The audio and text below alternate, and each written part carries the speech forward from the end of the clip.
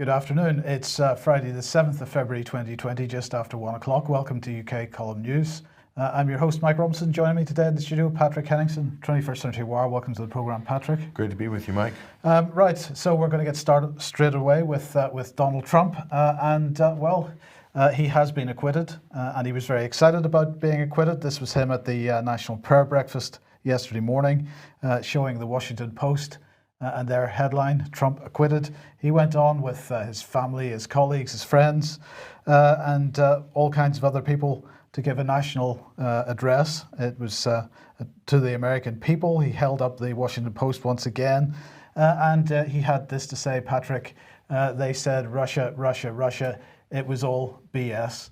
And that sums things up. Now, he absolutely got taken to task for using this kind of language. It's not the sort of thing the president is supposed to say. He, by the way, promised that there were going to be consequences for what has happened.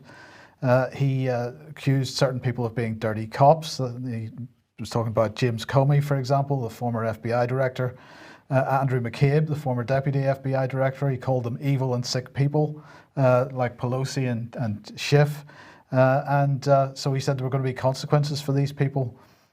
So what do you think? I actually enjoyed his presentation here very much, although the mainstream media perhaps didn't enjoy it so much. They called it an unhinged impeachment victory speech. There's a CNN here. I don't think it was terribly unhinged. Well, I think he'll probably get a free pass from a lot of people for using profanity, Mike. Of course, it's not very presidential, but in this case, if you look at the debacle that's been raging for the last 4 years with regards to the RussiaGate hoax, and it is proven to be a hoax now, by the way, then, well, some people are going to actually give quite a lot of leeway to the president for using that sort of language.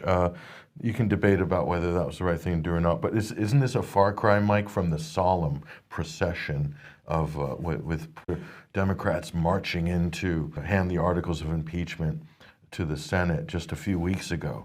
That was meant to be this historic event, and now all of a sudden, boom, it's over. So my question is, where does this leave the Democratic Party?